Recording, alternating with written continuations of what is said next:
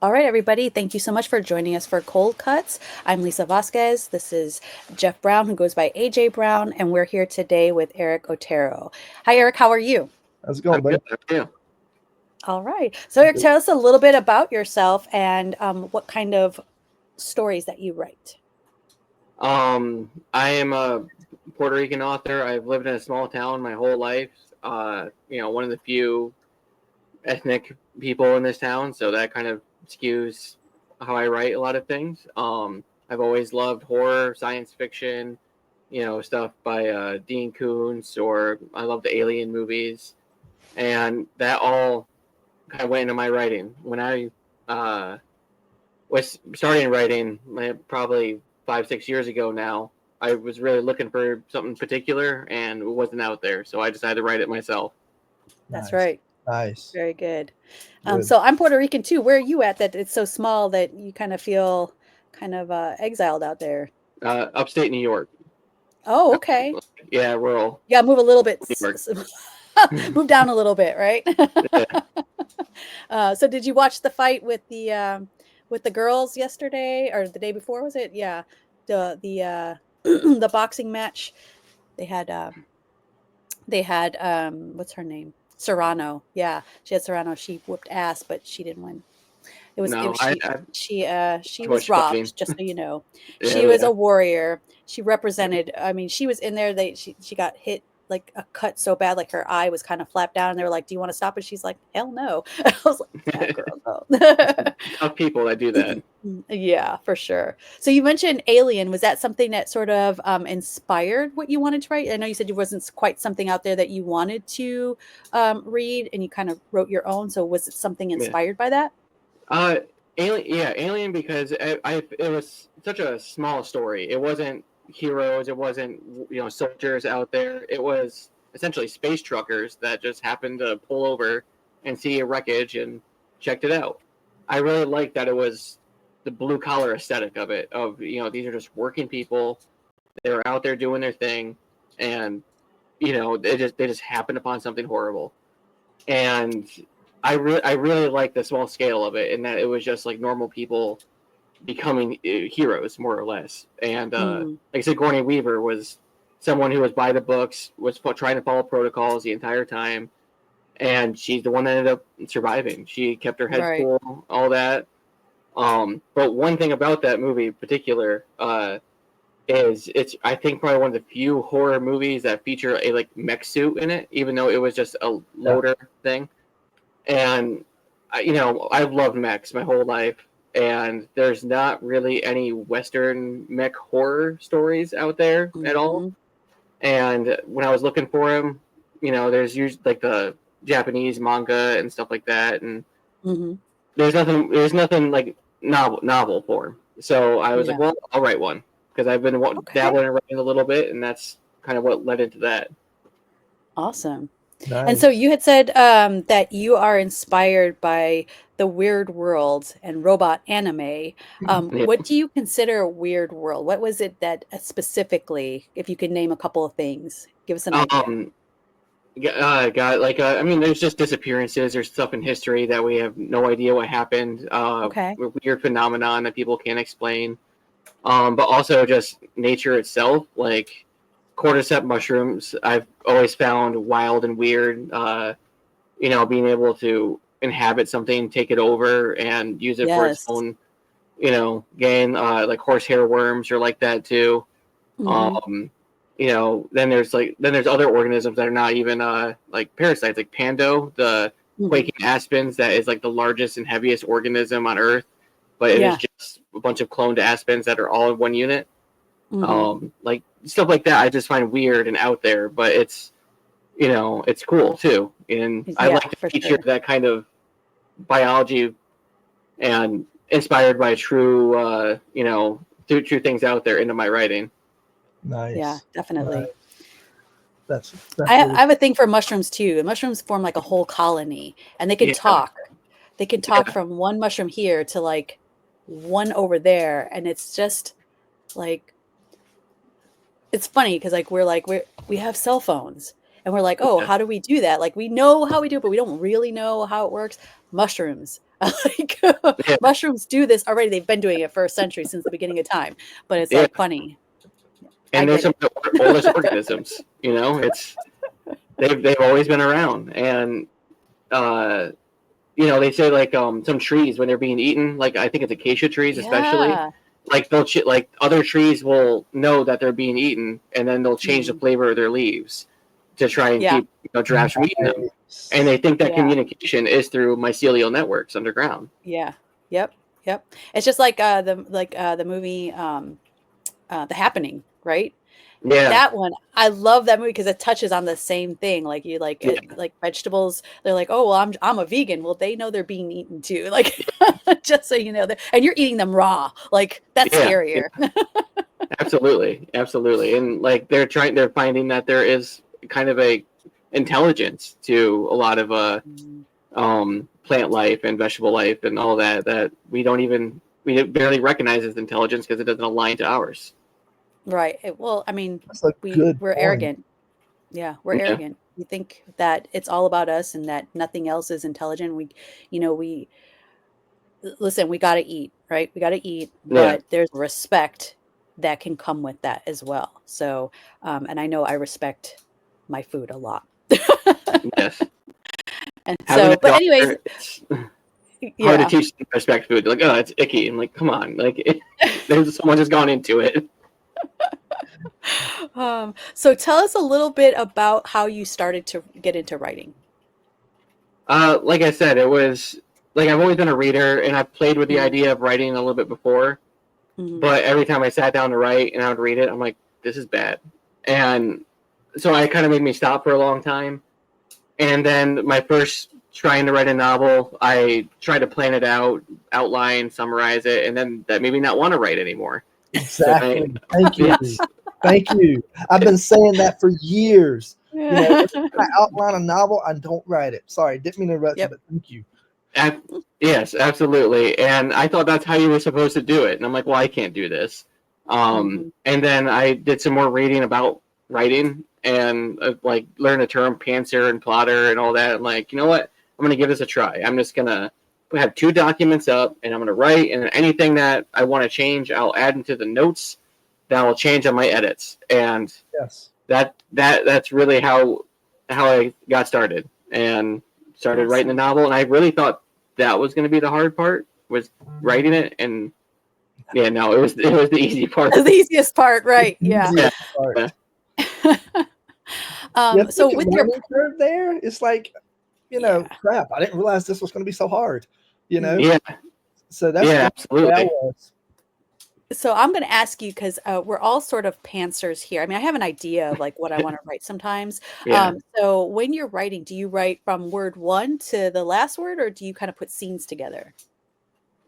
It depends because sometimes I'll have a scene idea or like motifs or imagery, and then I'll create a story around that. Other times, like a story kind of comes full fledged, and I write it out from beginning to end. Yep. And I mean, there's lots of different things. Depends on the story, but with Mm. like the novel, longer length, I just try to do it from beginning to end. And sometimes I'll have something that I'll write, and I'm like, I got to find a spot in the story for this, and it's kind of a mess at first, and then I just tidy it up as I go. Yeah. I mean, writing is a messy job. People don't It understand that. is, It's like it's yeah. it's it's a very messy job. But Jeff, I know you're gonna jump in here with some questions. Jeff is actually my Oh, mentor, so I Oh brought yeah, him in because into this because I was like, we always sit down and have these long conversations about writing, and it's what we love. It's our passion. So, but we also love to get into like dissect it, right? We really like to yeah. dissect it. yeah. So, I'm gonna let him go right now. You actually Okay. said something that really kind of struck with me right off the bat is you're from a small town, and that kind of colors your writing. That kind of plays into Yes. your writing. Tell me about that because I'm from a small town.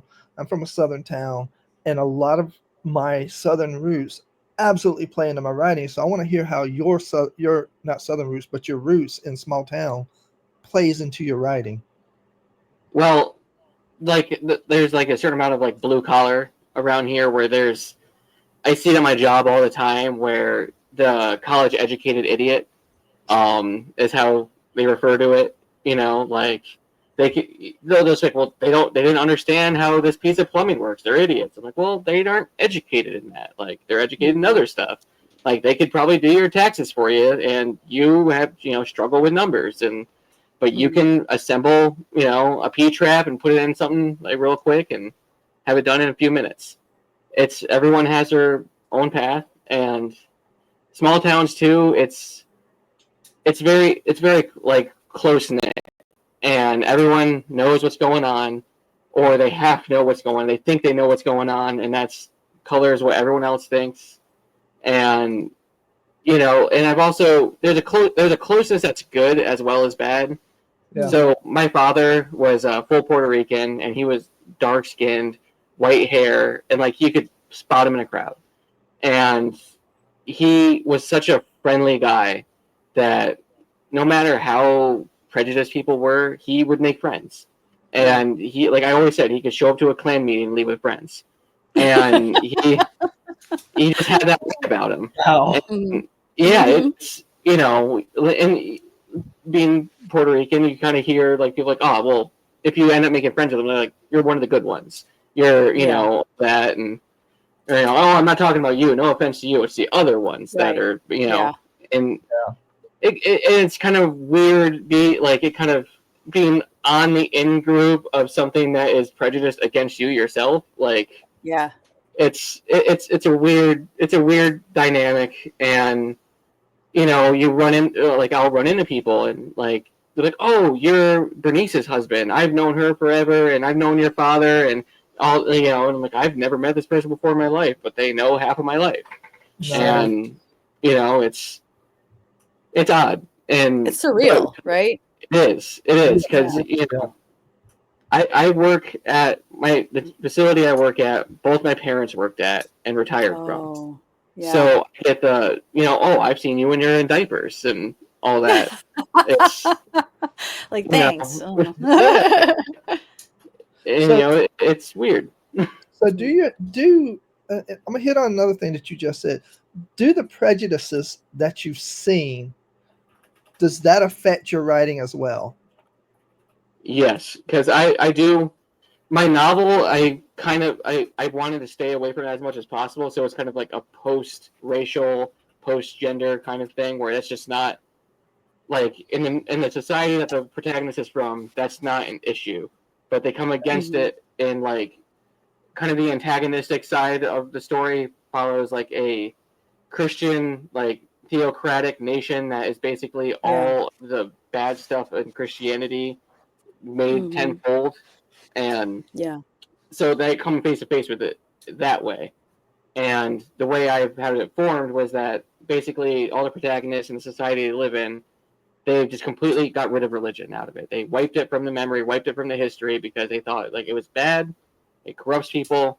So when they come face to face with faith, they have no idea what it is. They have no idea how to relate to it and how to reckon with it. Like, why are these people throwing their lives away? Why like, because there's a certain amount of self-preservation that you don't have when you have deep-rooted faith.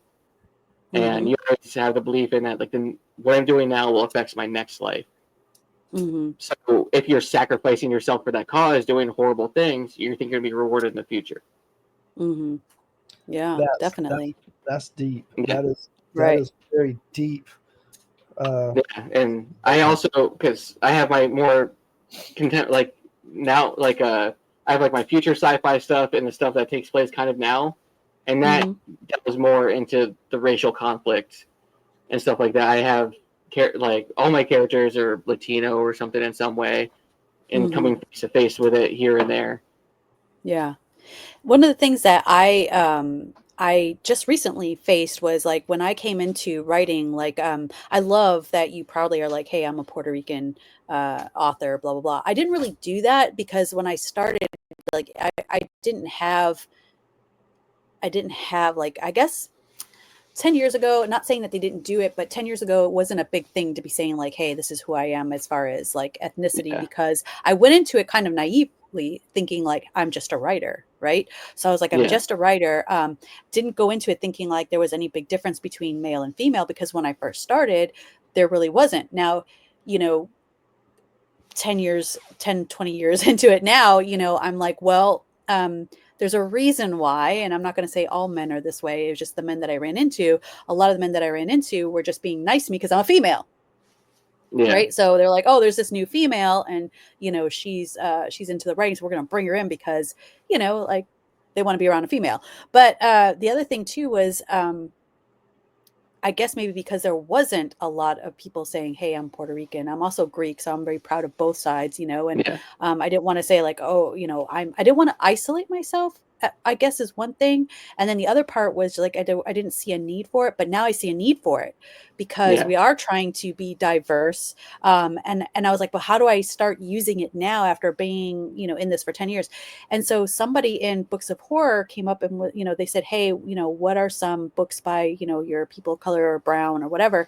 And somebody said my name. And I was like, wow, it was Yeah. so surreal to me to have somebody say that and recognize me for my ethnicity. So and I know this is not about me, this is about you. So I want to just say to you, like, stay with that, because we are opening it Yeah. up to the diversity, and, you are coming from a small town. So take your power, right? Like, take it. And, if that's what's going to bring you readers, it's good, because there are people who are Puerto Rican and Latino, and they want to have that representation in writing. And also, you're writing something that isn't like the same things over and over again that people are writing. Like, you're writing some very unique stuff.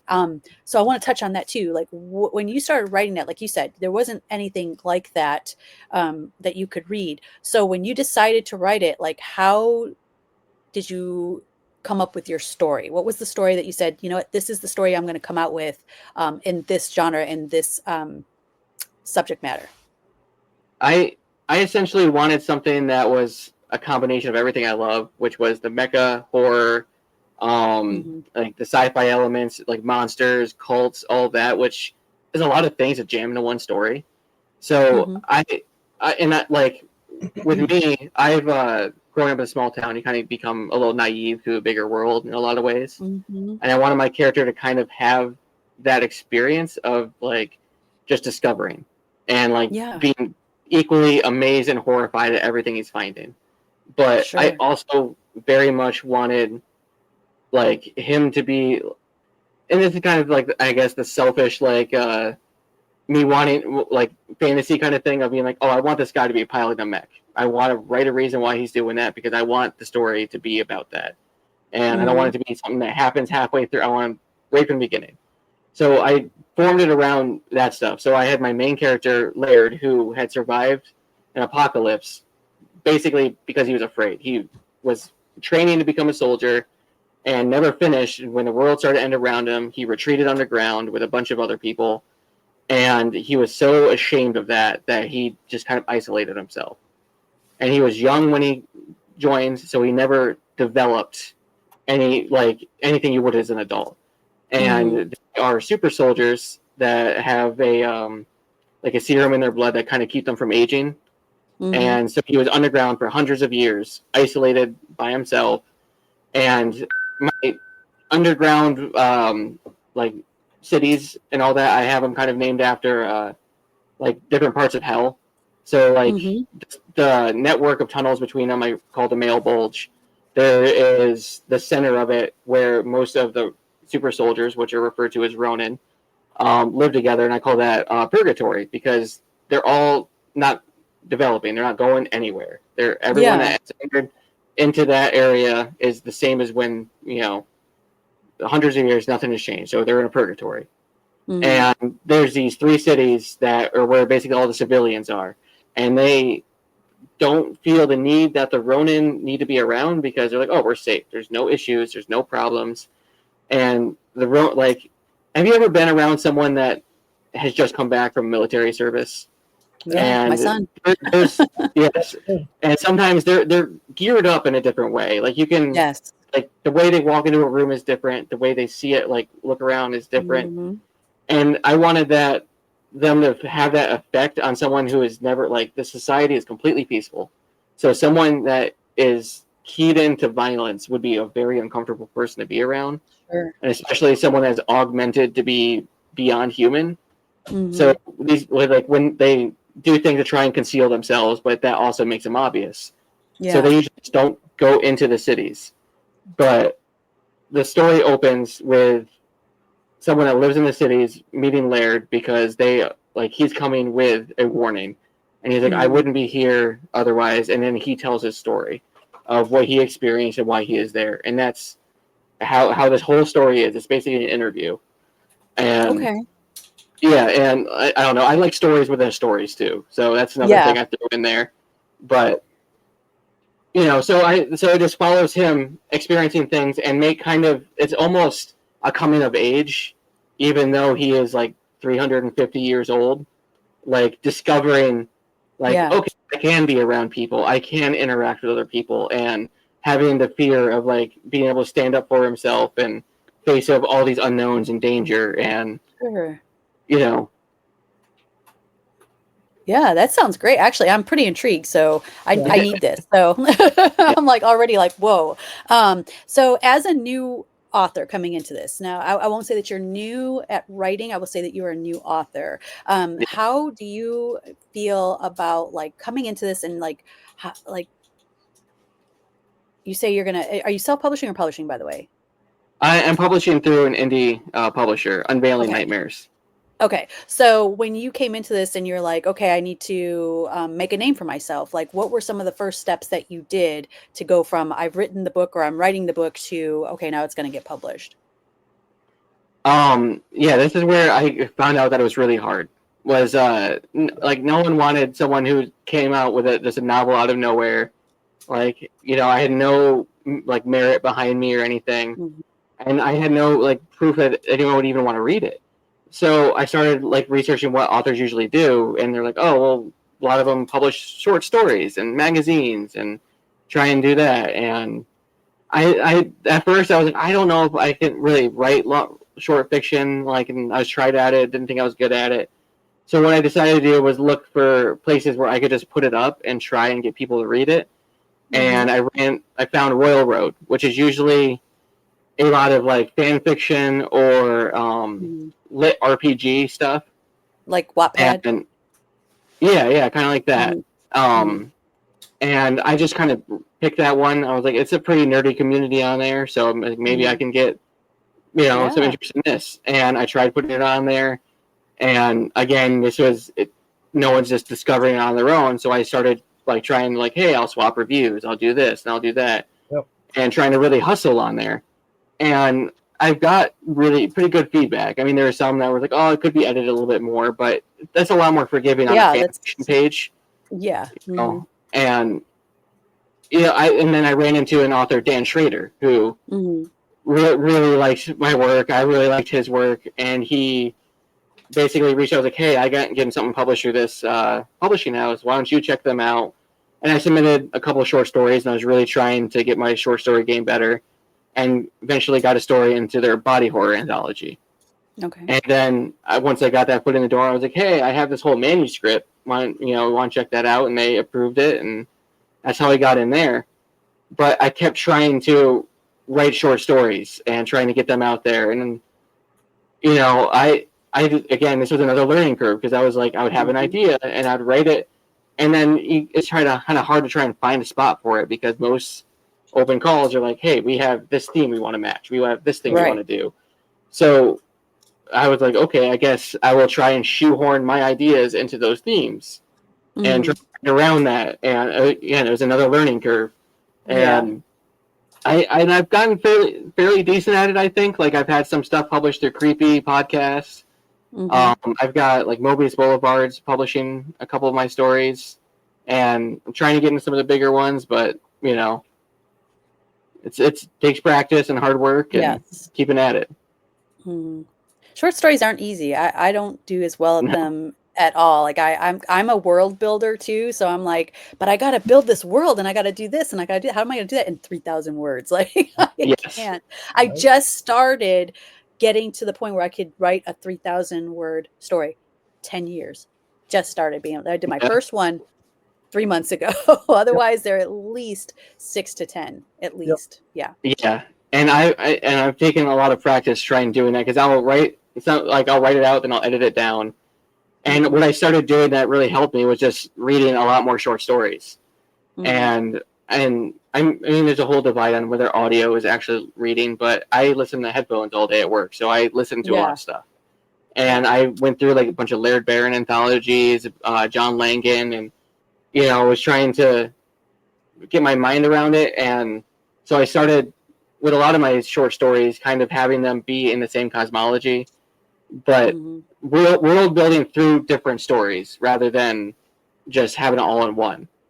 Yeah. And having like my kind of deities and all that just kind of seep into the stories where they're not encountering the actual monsters themselves. They're encountering Sure. the wake of them Yeah. and the implication of what's around. And one of, I think, the most fun ones I've just recently written was for Archive of the Odd, and it's all found fiction. So I Mhm. was reading Yep. the I did too. transcripts of a vlogger, Nice. and his like hiking and all that, and I put in kind of the Latino aspect of it. I called it like a hiking while Hispanic was Mhm. the vlog that he was doing, and I inserted some personal stories in that. But then it's him out in the woods encountering weird things and kind of like how I am. Like I would be the first victim in a horror movie because I'm very much, what's that sound? Let's find out. Like I'm that guy in the woods. Yeah, no. So, yeah. And so I very much wrote that character that way, just the curious Yeah. guy, Yeah. and it gets him into trouble. And Yep. it's Yep. all laid out through transcripts. So it's the transcriber describing what he's seeing, and also the Yeah. dialogue and all that. So it's a very Yeah. limited point of view, but it's still like encountering this cult with a cosmic deity that they're worshiping and all that, but just Yeah. through breadcrumbs. Yeah. If Nice. I go hiking, I'm going with you so that, I can survive. Anyway. So Jeff, how as a mentor, I know that you're the same way. Like it's hard to write a very short story. How would you tell somebody new at this, like, how do I do that? How do I take a 10,000 word story and break it down to 3,000 words? Well, I have a thing called the 7-day challenge, Mm, and it's very difficult. You literally write on the first day 1,000 words, nothing more than 1,000 words. Second day 750, third day 500. Then the next 4 days are 400, 300, 200, 100. Now what that does is teach you the economy of words. And so mhm, if you're like me and I love to write longer pieces, that is how I taught myself how to write shorter pieces, by writing 1,000 words, and then for 7 days I would pare it down to 1,000, 750, 500, and 400, 300, 200, 100. But after doing that probably 8 or 9 times, I ended up with like 70 stories, and most of them were junk. I mean, mhm, Yeah. most of them were junk because what I was trying to do was teach myself how to use few words to set the stage, basically the background. If you're going to have background for your characters, your scenery, your action, your whole plot and everything. But by doing that, it taught me how to respect those longer pieces and to put every word in these longer pieces that matter. And you get rid mhm, of all those other things that you don't need. And it really works. So Yeah. if you want to try something like that, start on a Monday and finish on a mhm. Sunday, or pick a day, whichever day Yeah. will work for you to start on, and then every day and just drop Yeah. that word count. And I know it sounds crazy and it's extremely hard, but you learn so much by doing that. And I love and I still do it to this day. And I came Mm, up with that years ago, and I still do it to this day, where I will pick a week and I'll write 7 stories, and it gets really tricky. The more you cut those words, you get down to 400. You're like, I can't write a story in 400. Then you write it, but when you get down to 100, you're like, how do I do that? You mhm. know, Yeah. you really it really teaches you what's important. It's almost like being a journalist. They have the pyramid system in journalism, where all the important stuff is at the top and all the filler is at the bottom. And so when the editor goes in, he starts cutting stuff from the bottom. So all Mhm. the important stuff is still there. It's very similar in structure. Is if you have these less and less words, all the important stuff is right there right away. Yeah. Then Yeah. you can go in if you want to add on to it. If you decide you don't want it to be 100 words and you want it to be 1,000, go in and add all the stuff you didn't add in there. Yeah. Yeah, What I've it done that before too, with like, because I've written a couple of the like drabbles or whatever that are 1,000 words, and if they didn't go to approve somewhere, I try to like, I'm like, all right, let's fill out the story a little bit more. Yeah, Yeah. Mhm. Well, I started doing the 100-word drabbles, yeah, and those were very difficult. It's like, how do I get dread, the scene, a story, a full concept into 100 words? Those are really, really difficult. Yeah. But tell me a little bit more about your writing rituals. We love to hear about how writers get into the mood and they start writing their stories. Do you have like an office that you have to be quiet? Do you have music? Do you have coffee? What's your writing ritual? So it usually starts at work, especially with a short story. Like, I'll have an idea and I'll just pull up my phone, put it in my like notes on my Google Docs. I have like Mhm. 400 untitled documents. That's just like 2 sentences. yeah, Yep, Um, that's yeah, how it works. and sometimes like I'll be thinking about it while I'm working, and I'll flesh out the story, or I'll come home, write like, and I'll add to it on breaks here and there if it's getting more fleshed out. But what I do most of my writing is like at the end of the day, laying in bed. Like, my wife is like going to sleep, my daughter's in bed, and it's just me and my laptop on the bed, and then I just write till I get too tired to. mhm, Yeah. And that's where I do most of it. In that, like, between like 9 and 11, sometimes I'll go later, but when I start realizing I'm mixing stuff up, like I'll go read the sentence before, I'm like, that makes no sense. I should probably go to bed. Yeah. And I love that because a lot of times I have some writers that say like they don't have time, and I'm like, "But you do. You have time all day long if you just get, maybe sometimes with writers, and it's difficult because we're Mm-hmm. artists, right? And you do it when you can feel it, but if you're going to turn art into a profession, or you're going to sell any point of your art, you are a professional and you have to have some professionalism attached to that. Yes. But on average, how many words a day do you think you write every day? Um, Usually about 1,000 I can get out. Sometimes it's more. In some days it's only a Mm, few hundred, but like yeah, it depends on how good I'm feeling at the end of the night. Like, sure. because for me, I don't have enough time. Is how I feel. Like you were saying, like, if Hmm. I can sit down and write from like 6 in the morning to 6 at night, I could probably write that entire time. Yeah, Because I have so much built up to write, yeah, but I have distractions. Like, I can't write while like during the day because my daughter is interrupting. I have this thing I do. All the stray dogs need to go outside. I have to be able to sit down and do it uninterrupted. yes. And that's Mhm. hard to find. So I do it at the end of the day. But for Yeah, me, it's just showing up. As long as I show up, I can write. Like, yeah, I haven't come into exactly. writer's block at all.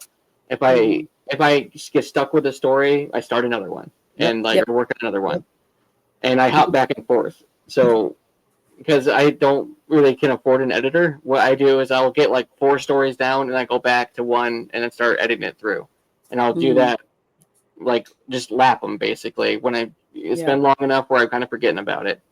Mm. And when you're writing, I don't know, close to 10,000 words a week, if you go a couple weeks back, I have no memory of the story now. Like, I'm the same way. Like Jeff knows all his stuff. Yeah. Actually, I don't. Yeah. Because my problem is, um, there was a 3-year period where, in that 3-year period, this is going to sound like a very insane number. I wrote 332 stories in 3 years. Hmm. And I remember maybe 8 of them, you Yeah. know, because Yeah. I was just writing so much. But I also was, because I never had a mentor. I never Mm. had somebody who sat down and said, "Hey, this is how you do it." So I was picking brains of people in on chat rooms and stuff like that, and then going and researching it. And I would literally spend a month writing nothing but dialogue, or I'd spend a Mhm. month writing nothing but descriptions, or a month writing nothing but emotions and backstories. And I would just, so for like almost 3 years, I was basically teaching myself how to write. But in doing so, I ended up writing 330 plus stories. Um, Mhm. but I can only remember like 8 of them. I think those were the only Yeah. 8 of those bunch that's been published. I Yeah, did something very similar with my novel where when I finally finished it, I was like, okay, instead of going back and trying to edit the whole thing, I was like, I'm going to focus on dialogue. I'm going to focus Mhm. on setting. And like I just did each, and like I was like, okay, this time I'm gonna try and like make the characters more defined, and Yeah. you know, I just each time I tried to like add another layer and add another layer, and refine it, and that happened. God, probably right up till like a couple of weeks before I published it, because Yeah. I got the formatted version of it, and I'm looking at it, and I'm like that doesn't sound right. Let me fix that, and then Yeah. sending it back to Crystal, and she's probably over there like, oh God, Yeah. Yeah, Lisa but Lee would kill you. My editor would kill you. She'd be like, "I just edited all this." But, I yeah, think there you have t it's hard for us as writers, we're the with any art, you're your biggest critic. So it's like you have to trust the process too. So I guess that would be my advice is if you have a really good editor, trust that, if they don't give you suggestions or they don't, tell you, "Hey, this is something you need to work on." Like, I try to give my stuff to Jeff first because Jeff and I think so differently, but so the same. Like we think very similarly, but at the same time, he has a different point of view, and I have it. Obviously, we're two different people. hmm I'm female, he's male. So when I give him something, um, he'll say, "Well, I don't get this," and I'll explain it to him. But I'm like, if I have to explain it to him, I have to explain it to somebody else. So when I yeah, explain it to him, I'm like, okay, this is where I was coming from. This is what I'm doing. How do I do that, and so we'll kind yeah. of bounce ideas back and forth of each other. So my question to you with that is, do you have a mentor? Do you have somebody that you can do that to yourself? Because I know you're pretty new, and you, like you said, you're kind of isolated where you're at, and you're coming into something with some pretty unique stories. So Yeah. is there anybody hmm that you have that you can like sort of do that with, that's going to be real honest with you, like Jeff will be like it's crap, but like it's something that's really honest with you and say you can do better than this, and here's what I would pull from you. No, actually, because I did the research thing at first, where I looked up like how you're supposed to do this, what should you focus on, and saw so many conflicting things that Sure. like everyone is telling you like this is the way you have to do it. You're like you're not a good writer unless you do this, Nope. and Nope. I Nope. read so many different things that like you know what like right like reading I don't know like someone's not like one novel versus another novel like they're like two completely different styles, Hmm. and one person can focus like they might not have a single character description the entire time, and then Yep. other Yeah. people like what like how many freckles they have on their face, and so I just kind of was like I'm just gonna try and figure it out. I just went by the seat Yeah. of my pants, and I was like, what do I want to focus on? What do I Hmm. think is important for these characters, these stories? And since my novel, I finished it like 3-4 years ago. Like probably my writing style now is a lot different than then. Yep. So when I Sure. eventually get the sequel out, it's probably going to read like a completely different style Mm. because I've written It's probably hard. 75 different stories, and like I had a novella that came out that was completely different. I have a collection coming Hmm. out here soon, Hmm. and I'm not sure. Like I'm sure I'm developing a style, but I couldn't tell you what it is. It's just what I've done that's worked, Yeah, and you know, you'll find your voice, it'll come. Well, it sounds like Yeah. he may have found his voice. You Yeah. know, Yeah. 'cause Yeah. what people who will tell you you're doing it wrong because you're not doing it this way or you're not doing it that way, they have a God complex, and Mm, their way is the only way for them. You know, right. the way I see it is Lisa's style is Lisa's style, and Hmm. my style is my style. From reading so much of Lisa's stuff in the past, I found something in my writing that was missing. So Mm, I'm like, let me see if I can figure this out. What's missing? And with Lisa, especially the last 2 years, I've seen a touch of my style in her work, hmm. but it doesn't make either one of us right. It just shows that Right. we're growing, and by Right. growing, you find your style, and it does. There is no right or wrong way, you know. Hmm. So if Yeah. somebody tells you you're doing it wrong, they need to just be quiet and go back to Yeah. their little cave. You know, Right. you find what works for you, and it sounds like you have found Hmm. what works for you, and that's awesome. You know, but keep working on that little craft, and I definitely would suggest, my suggestion would be, find that Chris Nunez person for you. You know, I joke with Lisa all the time, is Chris Nunez is a tattoo artist, and he's been on, I can't remember the name of tattoo show right off the Ink top of Master. Ink Ink Master, Master. and he's very blunt and very to the point about, look at this, you blew out this line, look at the color saturation is off, look at this. But he points out the things that you could do better, not Hmm. just the things he finds wrong, but he points out the things that you could do better, and find Mm, that person. I always joke with Lisa, I said, I'm her Chris Nunez, because I will point out, you know, a repetitiveness or something that doesn't make sense. And when she says, well, this is where I'm coming from, I'm like, well, that's it's not not what happening. you, Yeah. you You're know. right. Yeah. Hmm. And that you do need a person like that to really um, help you build on not just your writing but your confidence, because Yeah. Yes. those same people who are like, no, let me show you, let me help you, let me do this, or suggesting, are also the people that's going to go, dude, that is so badass, you know. Hmm. And Yeah. those are the same people, and you want that person. And you know, I'm very fortunate that I have three of those people. Hmm. I have Lisa, I have my editor Larissa, and my wife. My wife is so brutal, you know. Uh, but if you can find that individual who will be like, nope, nope, nope, Yeah. this ain't working. Help me understand what you're trying to say. Yeah. Yeah. Then that person is going to be like, maybe try this. And Hmm. it opens, like, literally, it opens your eyes so wide when you have that Right. other person, you Yeah. know. Hmm. So, you know, I would definitely, if you're not part of like Books of Horror on social media, because they do have a writers group as well.